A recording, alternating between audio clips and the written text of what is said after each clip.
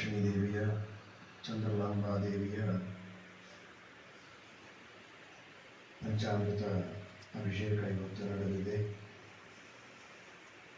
ಮಹಾಲಕ್ಷ್ಮೀ ದೇವಿಯ ಅನುಗ್ರಹದಿಂದಲೇ ನಾವೆಲ್ಲ ಇವತ್ತು ಬದುಕಿದ್ದು. ಜಗತ್ತಿನಲ್ಲಿರುವ ಎಲ್ಲ ಜೀವರಾಶಿಗಳ ಬದುಕಿಗೂ ಮಹಾಲಕ್ಷ್ಮಿಯ ಕೃಪಾ ಕಟಾಕ್ಷ ಇದು ಕಾರಣ ಅಂತ ಶಾಸ್ತ್ರದಲ್ಲಿ ತಿಳಿಸಿದ್ದಾರೆ. ತಾಯಿ ಅಂದರೆ ನಿಜವಾದ ಅರ್ಥದಲ್ಲಿ ತಾಯಿ. ಜನ್ಮ ಕೊಟ್ಟ ತಾಯಿ ಹೇಗೋ ಹಾಗೆ ಜನ್ಮವನ್ನು ನಿಜವಾಗಿ ಎಲ್ಲ ತಾಯಂದಿರಲ್ಲಿದ್ದು ಕೊಡುವುದಕ್ಕೆ ಕಾರಣನಾದವಳೇ ಮಹಾಲಕ್ಷ್ಮಿ ಆದ್ದರಿಂದ ಆ ಮಹಾಲಕ್ಷ್ಮೀ ದೇವಿ ಹಾಗೂ ಭಗವಂತ ಅವನೇ ನಿಜವಾದ ತಂದೆ, ಮಹಾಲಕ್ಷ್ಮಿಯೇ ನಿಜವಾದ ತಾಯಿ ಎಂಬುದಾಗಿ ಶಾಸ್ತ್ರದಲ್ಲಿ ಹೇಳಿದ್ದಾರೆ. ಅಂತಹ ಜಗಜ್ಜನನಿ ತಾಯಿಯ ವಿಶೇಷವಾದಂತಹ ಅನುಗ್ರಹದಿಂದ ತಾಯಿ ಹೇಗೆ ಮಕ್ಕಳಿಗೆ ಹಾಲು ಕುಡಿಸಿ ಬೆಳೆಸ್ತಾಳೋ ನಮ್ಮೆಲ್ಲರಿಗೆ ಹಾಲು ಕುಡಿಸಿ ಬೆಳೆಸುವವಳು ಮಹಾದೇವಿ ಮಹಾಲಕ್ಷ್ಮೀ ದೇವಿ.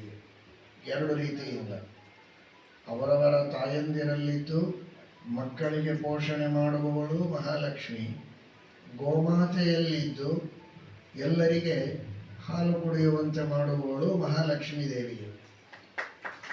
ಗೋಮಾತೆಯಲ್ಲಿ ಲಕ್ಷ್ಮೀದೇವಿಯ ವಿಶೇಷ ಸನ್ನಿಧಾನ ಇದೆ.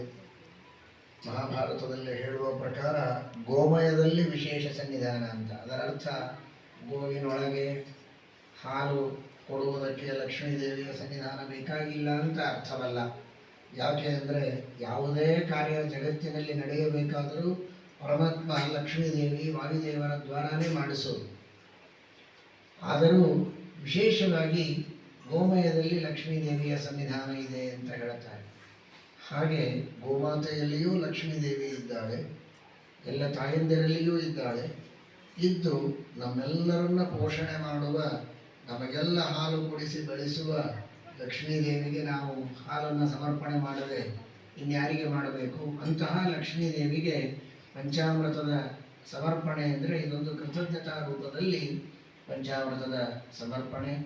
ಅದರಂತೆ ಇನ್ನುಳಿದ ಎಲ್ಲ ವಸ್ತುಗಳನ್ನು, ನೈವೇದ್ಯವನ್ನು, ಸೌಭಾಗ್ಯ ದ್ರವ್ಯಗಳನ್ನು ಸಮರ್ಪಣೆ ಮಾಡೋದು ಜಗತ್ತಿಗೆ ಎಲ್ಲ ಆಹಾರ ಪದಾರ್ಥಗಳನ್ನು, ಸೌಭಾಗ್ಯ ದ್ರವ್ಯಗಳನ್ನು, ಎಲ್ಲ ರೀತಿಯಾದ ಸೌಭಾಗ್ಯಗಳನ್ನು ನೀಡಿ ಅನುಗ್ರಹ ಮಾಡಿದ್ದಾಳೆ ಎನ್ನುವುದಕ್ಕೆ ಕೃತಜ್ಞತಾ ರೂಪದಲ್ಲಿ ಅದನ್ನು ನಾವು ಅರ್ಪಣೆಯನ್ನು ಮಾಡುತ್ತಾ ನಿರಂತರವಾಗಿ ಭಗವಂತನಲ್ಲಿ ಭಕ್ತಿ ಬರುವಂತೆ, ಭಗವಂತನ ವಿಶೇಷವಾದ ಮಹಿಮೆಯನ್ನು ತಿಳಿದು ಭಜಿಸುವಂತೆ ಲಕ್ಷ್ಮೀದೇವಿ ಅನುಗ್ರಹ ಮಾಡಬೇಕು ಅಂತ ಪ್ರಾರ್ಥನೆ ಮಾಡಬೇಕು.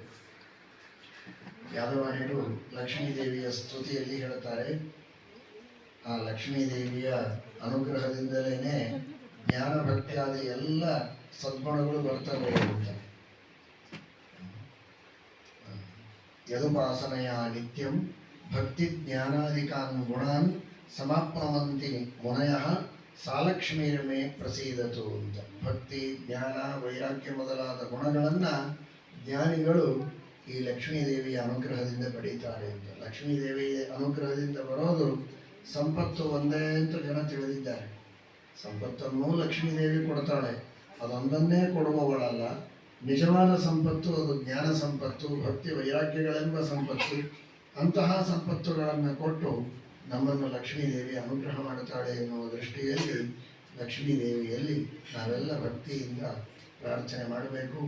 ನೀವೆಲ್ಲ ಅತ್ಯಂತ ಭಕ್ತಿ ಶ್ರದ್ಧೆಗಳಿಂದ ಈ ಒಂದು ಲಕ್ಷ್ಮೀದೇವಿಯ ಸೇವೆಯನ್ನು ನಾನಾ ರೀತಿಯಲ್ಲಿ ಮಾಡುತ್ತಾ ಇದ್ದೀರಿ. ಎಲ್ಲರಿಗೂ ಮಂಗಲವಾಗಲಿ. ನಮ್ಮ ಎಸ್.ಆರ್. ರಾಯರು ಇದರ ಬಗ್ಗೆ ಬಹಳ ವಿಶೇಷವಾಗಿ ಕಾಳಜಿಯನ್ನು ವಹಿಸಿ ಈ ದೇವಸ್ಥಾನ ಇಲ್ಲಿ ಬರುವುದಕ್ಕೆ ವಿಶೇಷ ಪ್ರಯತ್ನ ಮಾಡಿದ್ದಾರೆ. ಈಗ ಅವರ ಮಕ್ಕಳು ಅದನ್ನು ಗೋಪಾಲ ರಾಯರು ನಡೆಸಿಕೊಂಡು ಹೋಗ್ತಾ ಇದ್ದಾರೆ.